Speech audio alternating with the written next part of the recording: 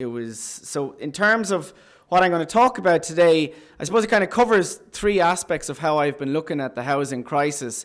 Firstly, from an academic research perspective, as kind of drawing on sociology, political and economic geography, and also political economy wider, presenting that analysis, but also then my particular policy analysis of the housing crisis and solutions that I've been looking at, and then finally as an activist, as a social justice activist and someone who's deeply concerned and angered about the housing crisis and trying to change it. So my presentation is framed in terms of trying to put across the kind of data that's there that I've gathered, my overall analysis of the crisis in Ireland, but then also some solutions and some strategies towards how we might change this. In terms of my overall argument and analysis within my research and what's presented in the paper, and essentially it's that inequality and housing are inextricably linked. And within the Irish housing crisis that has emerged particularly acutely since 2013, but really since 2008, and the way in which government and the Irish state responded to the crash that exacerbated inequalities in Ireland, particularly through how they responded to that housing crash, the financial crash. And essentially that the Irish state has followed a strategy of economic recovery that used housing as a key method and property as a key method to both achieve that recovery, but also to fulfill the narrative of economic recovery. And in particular, it was about saving the Irish financial institutions, the banks, achieving recovery by removing the distressed mortgages, selling them off to vultures, and bringing in foreign investment to buy up the distressed properties. But then as 2013 came on, it was also then about how these foreign investors might increase supply as a housing crisis emerged, and how essentially the Irish state and government, because of their following of this strategy of economic recovery, but also because of this weddedness to the belief in the private market, combined with austerity policies that were deeply unequal, have essentially resulted in this crisis and resulted in a deepening of inequality in Ireland through this housing crisis and through these policy responses. And essentially, the Irish state has acted on behalf of the wealthy and private finance, ahead of the interests and the needs of the poorest in our society, but in actual fact the majority in terms of housing. So to look at the crisis, the most acute aspect of the crisis has been the emergence of, in particular, family homelessness since 2014. In 2014, there was approximately 20 families per month becoming homeless in Ireland. Now we're up to over 70 families a month. I think it reached a high point last year of over 100 families towards the end of last year. We have 1,000 families who are in emergency accommodation. These are the highest numbers on record, with over 2,000 children in emergency accommodation. And some of them are in emergency accommodation for over a year, 18 months, up to 2 years, with severe impacts on both themselves, but also, in particular, their children. And we have, people can see it around Dublin, significant homelessness on our streets, but also, as I said, then this issue of family emergency accommodation. But the argument that I want to make, and I'm trying to put across, and people are well aware as well, but it's something about how we put this across to the public, is that the housing crisis affects a much, much broader range of people. I tried to put some numbers on this in terms of acute numbers of who's affected by the housing crisis, and I came up with roughly about 211,000 households, which includes households on the social housing waiting list. There's almost 100,000 households on that. Those who are in mortgage arrears over 90 days, migrants in direct provision, homeless travellers who are homeless, those who are affected by domestic violence who are in refuges are not officially classed as homeless, but also those who are in receipt of the state benefit, the housing assistance payment in the private rented sector, because they effectively could be evicted at any point in terms of a landlord deciding to sell. What I don't have there, of course, is the 700,000 people in the private rented sector in Ireland who are essentially in a vulnerable form of housing, who face significant increases in their rents, but as I said, have this issue whereby when a lease comes to an end, if a landlord decides to sell a property, can be evicted. And this has been the reason of the flow into homelessness.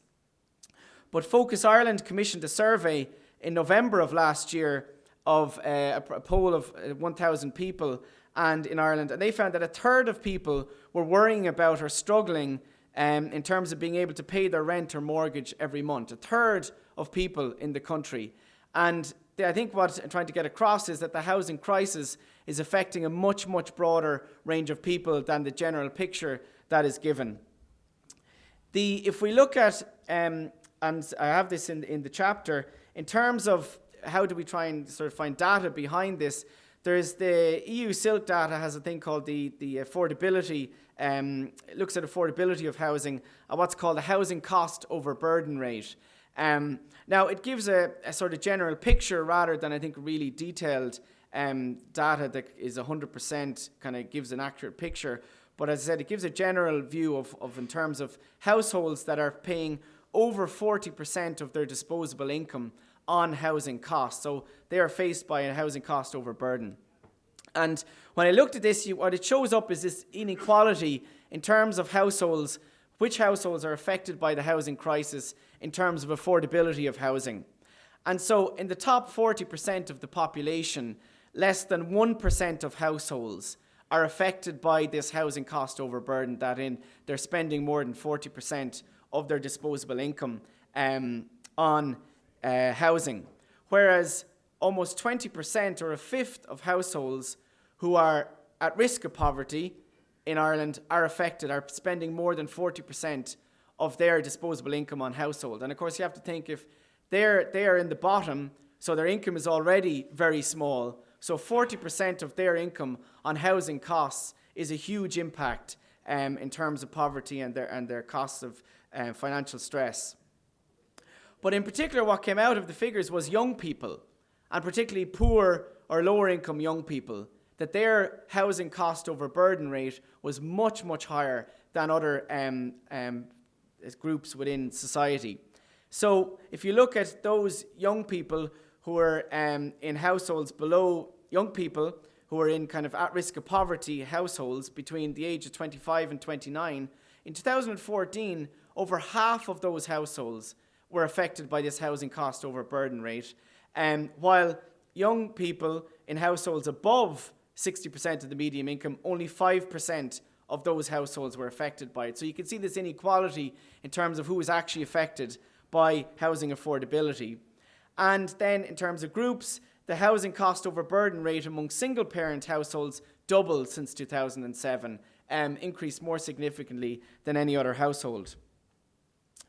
So I just want to move on, and I suppose trying to put across these things, the housing crisis in Ireland as housing systems is deeply complex, and it's very difficult within half an hour to try and get across the picture, analysis of the crisis, solutions, and ways to change it. But I'm doing my best to try and, without also, making you die in statistics and data, and me speaking so fast, you go, what did he just say there about 2 minutes ago?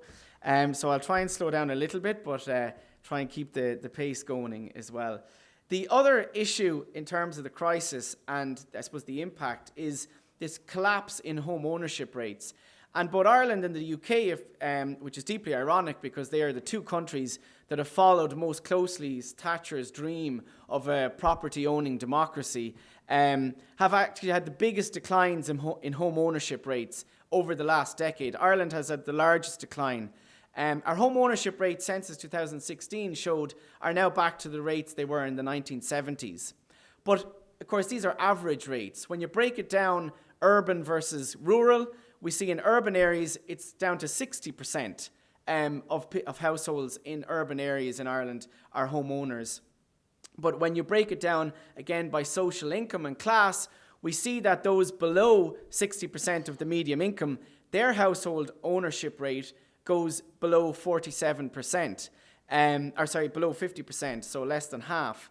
And I'll go on to show later as well that there's been an increase in the proportion of the age rate of those renting has increased. So it's a generational reduction in home ownership rates, but also a social class reduction. And why that really matters is because it's not that all these people who now no longer access home ownership, can purchase homes, have affordable housing as an alternative, have social housing.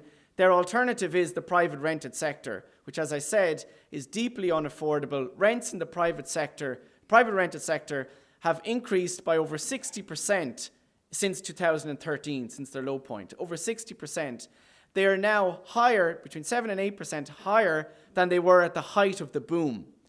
And it's interesting that house prices are now roughly about 30%, they're still 30% lower than they were at the height of the boom. So it's been the private rental sector where people have been affected most by rising house prices.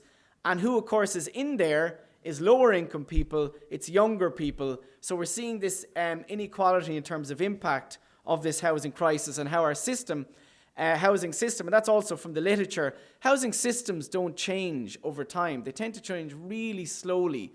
Whereas we have had this structural shock to our housing system in terms of the decline of home ownership and the increased reliance in the private rental sector. And so if we look at it generationally, then we have the generation rent was kind of the phrase that has emerged. And there's this huge intergenerational inequality, as I've talked about. So there's been this increase in the reliance on the private rental sector. So the census figures show that 50% of 35-year-olds are now renting. That 35% of 40-year-olds are renting, and when you reach 40, you can't really class yourself as young anymore. I'm not quite there yet, but getting close. But so it's not even young people; it is a generation of people who have been excluded from home ownership, and of course, home ownership in Ireland has historically provided the secure form of home ownership to the majority of people, an affordable form of home ownership up until the 1990s. And essentially, my argument is that this is another form of precarity. We have the younger generations, my generation and below, who are affected by precarious work, short-term contracts. We have insecure lives, and on top of this, then you have insecure housing. So you have this idea, of, as I said, of insecure lives. But on top of that, then, what this represents is a huge transfer in wealth as well, from those who are on low incomes, those younger generations, to those who own that property in terms of rent. And why this has happened then? So why has this happened? This has happened, I would argue, because we've shifted from a largely the Keynesian sort of non-market social welfare, social approach to housing provision, which in Ireland up until the 1980s, there was a significant proportion of our housing was built by local authorities. Now it was sold as well, but that was a way of giving access to home ownership to a wide section of the population. Cheap mortgages, affordable mortgages were given.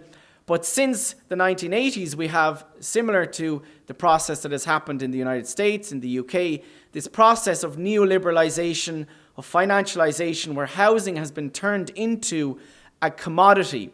And not just a commodity that could be speculated upon within a nation state or within an area, but increasingly and importantly turned into a commodity that can be speculated through global finance on the global financial markets. And this is the process that brings neoliberalism to another level. It's not just reducing the involvement of the state in provision of housing, but it is a conversion of housing into a global financial tradable commodity.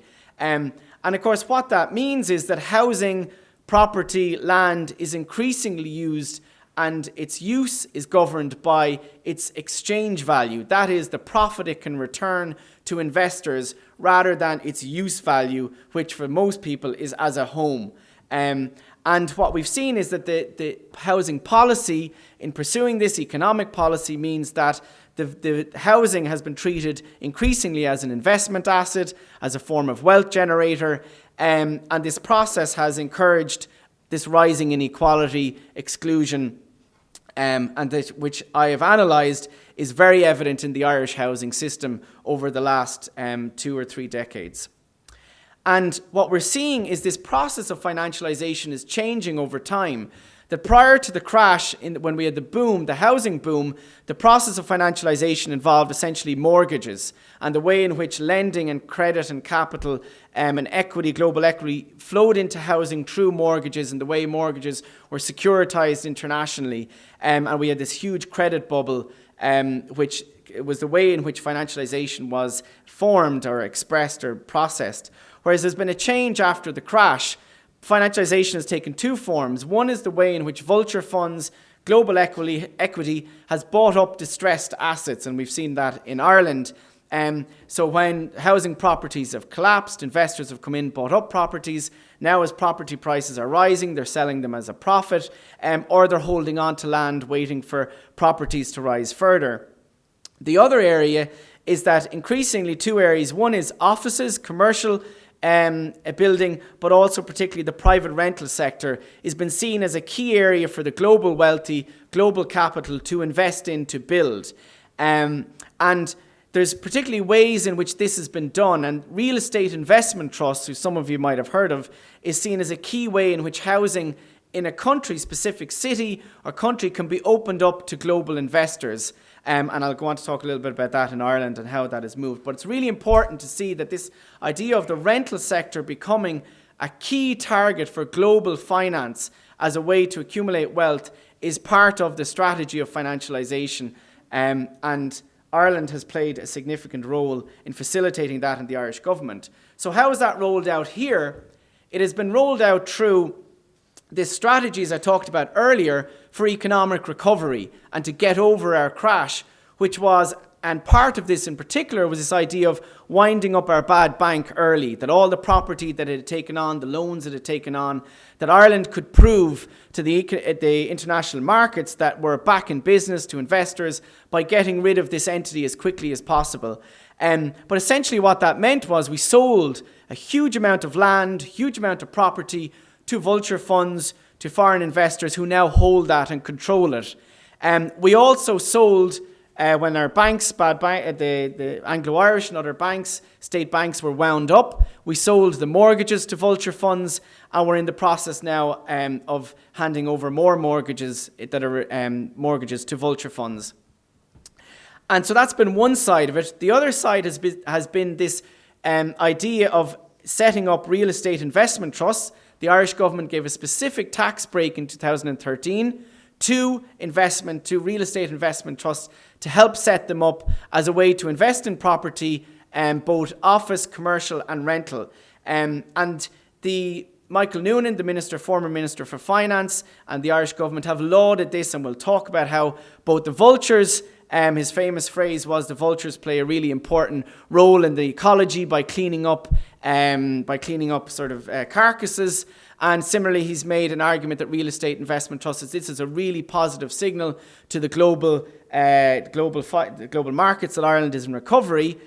And similarly, NAMA also actively brought this investment in. And of course, my analysis is looking at what is the impact of this been, and these are just some of the figures on this significant flow of investment into Ireland. This is the amount of money that's held in real estate investment funds in Ireland, the figures from the central bank. About 2/3 of it is actual real estate held in Ireland. So you're talking about an increase from 6 billion in 2014 to over 18 billion, approximately, as 2/3 of that is in Ireland. So you're talking about 12 billion been held in these funds of actual property that exists in Ireland. So why does that matter? It matters because, in particular, this is purchasers trying to buy property as an investment, which means it's not available to first-time buyers, to people who are looking to buy housing as a home. I've put together this data from the CSO figures, looking at how much housing is being bought by investors or households. And what I found is you see this increase that back in 2010, of the total number of houses that were being bought, this isn't just new properties, both in the market and non-market, so it's cash and official for use of mortgages and stuff, but there's a total number of houses bought, dwellings bought. A fifth of them in 2010 were bought by investors, people who weren't living in their house. In the first month of this year, and it continues for I've just checked it there, the first 4 months of 2017, over 37% of houses, of dwellings that were bought in Ireland were been bought as an investor, by a non-occupier. What does that do? It increases demand. It pushes up prices. So that's what it does. And of course, we've seen house prices rise dramatically, and people are asking, how are house prices rising if credit isn't increasing, the flow of credit isn't increasing into mortgages? We're not having a credit-fueled boom, it's a price-fueled boom. Why are we having another property bubble? It's because of this flow of investment into Ireland, buying up housing as an investment property, as a speculative asset. And I just put the figures there, that over 3,000 houses were bought in the first 4 months of this year by first-time buyers. Over 6,000 were bought as an investment, double the amount of housing. So it has a direct impact on housing and inequality. The other area then, in terms of looking at why this crisis exists, this process of financialisation, of neoliberalisation within housing policy, has been the impact of austerity and privatisation and marketisation on the other side, which is the provision of social housing. And these figures that I've put together show that over the period of austerity, we actually had, if we didn't have austerity, we would have an additional 30,000 social housing units built over that 7-year period. An additional 30,000. We wouldn't have a homeless crisis. The homelessness crisis there would be enough housing for people who are becoming homeless in that period. So there's a direct link between that homelessness crisis and the decisions that were taken to cut by 90% the social housing budget over that period. And we can see this dramatic fall in the actual new building by local authorities. They were building 3,000 units per year in 2009, down to 75 units in 2015. So if we move on then, where are we going? The government's policy strategy, Rebuilding Ireland, launched last year, set out a plan for dealing with the housing crisis.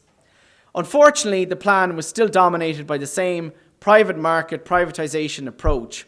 Only 15% of the new social housing units that were to come from Rebuilding Ireland between now and 2020 are to come from actually new builds by local authorities. The majority, 87,000, are to come from the private rental sector using the housing assistance payment, various supports of social housing state subsidy. 4,700 from Part 5 housing, which is 10% of housing private developments. 1,500 from public-private partnerships. But the problem is that the private housing market in Ireland is broken. And again, we have at the same time this private rental crisis, rents rising, more demand coming because the state won't build. It's trying to use the private rental sector to house social housing tenants. The private sector isn't providing supply, so only 37 units were provided by Part 5 developments last year. We also have this, I think it's one of the most tragic aspects of the Rebuilding Ireland plan, where we're repeating the mistakes of the past. There is this plan essentially the plan outlines that the government no longer wants to build social housing estates, as they call it, these mono-tenure estates. This policy is not new. It was kind of set out in 2011 policy and from previously as well, this idea that social housing estates don't work. But they've now moved it to the point where they've put together, they're putting out to the market public land, and they intend to do this with all public land that exists, that no longer will they be building social housing as the majority form of housing on it. Only 20 or 30% of housing on this land will actually be built as social housing. The majority of it will be private housing. And even worse than that, they're putting it out to the market, to developers, to finance, to see are they interested in developing it or not. And the government says, well, we'll build the social housing, so who's interested in building it? This public-private partnership approach that I wrote detailed in my 2011 book on public-private partnerships, which clearly none of them read, or didn't pay any attention to it anyway.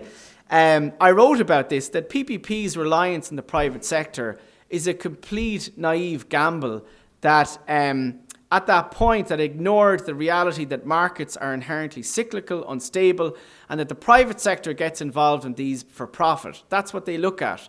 If they don't see an investment or return or sufficient investment return, they won't get involved.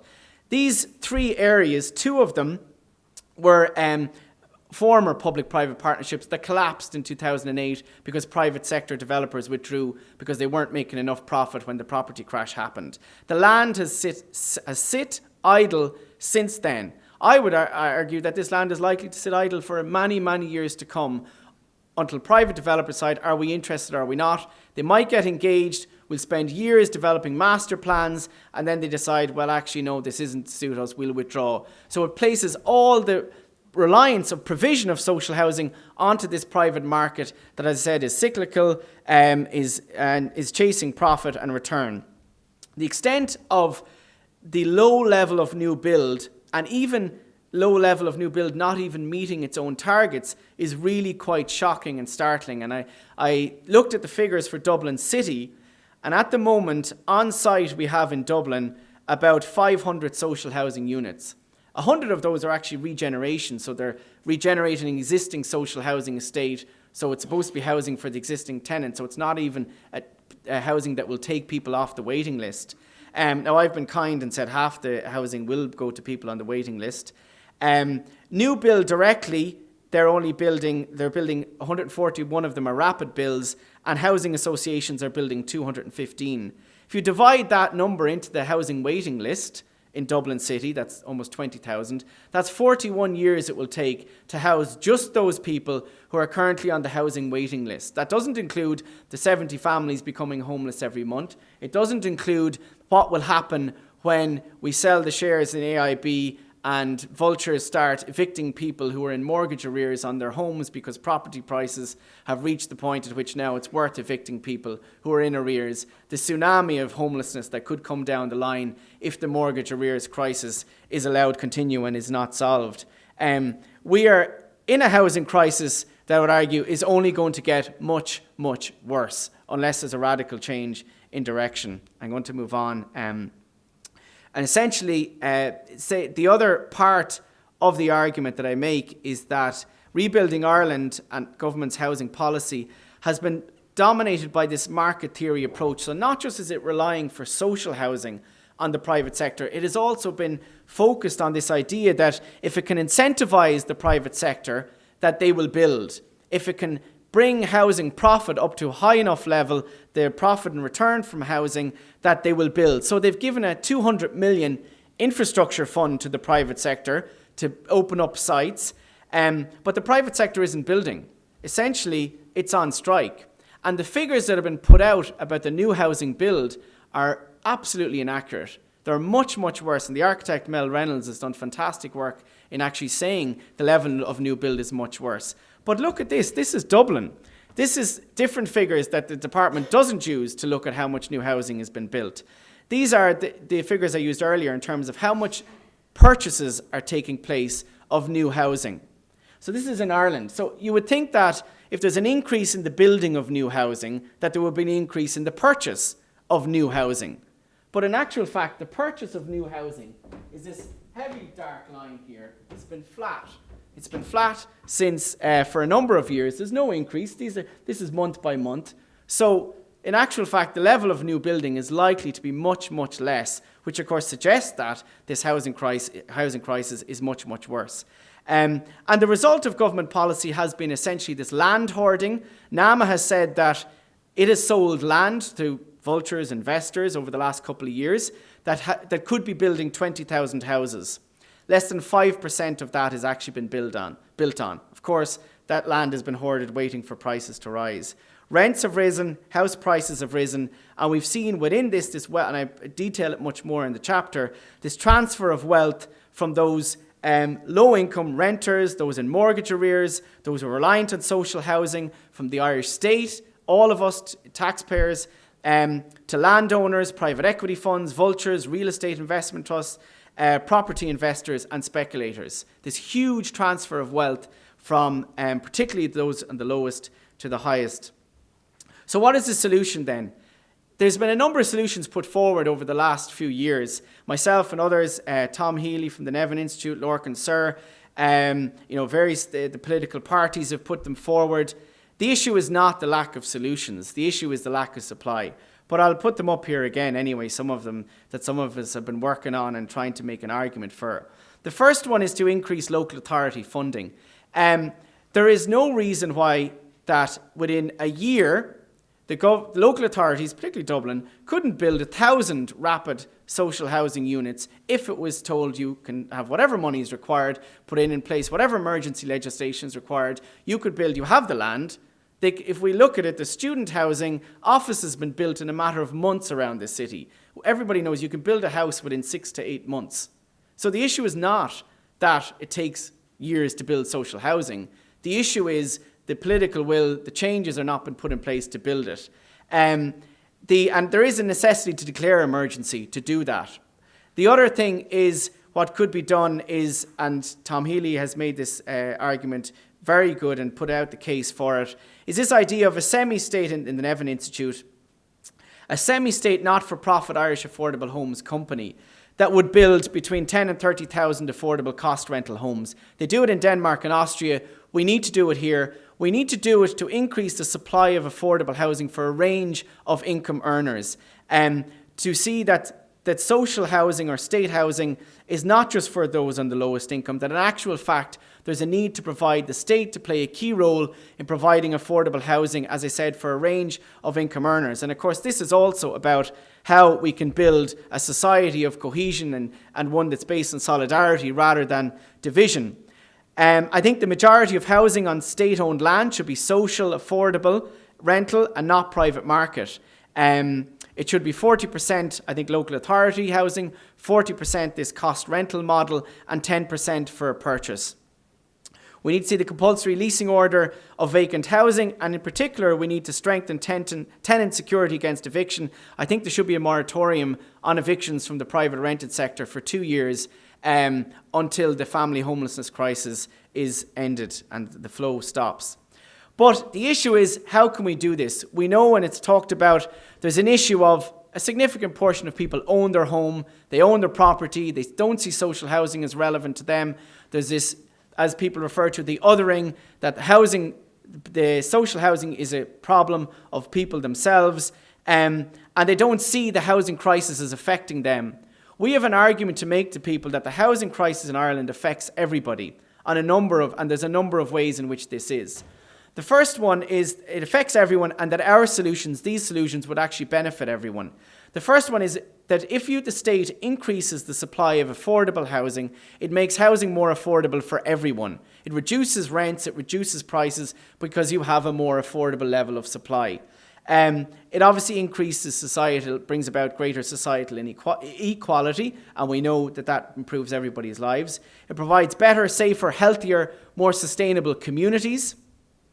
But it also provides steady economic growth rather than a boom-bust cycle. And we have the Fiscal Advisory Council warning that we're in the danger of another housing, the danger of another overheating the economy. Now, I would disagree with their analysis, but what they are warning is that the housing and the way in which it's provided has a severe impact on the economy, and we know this already.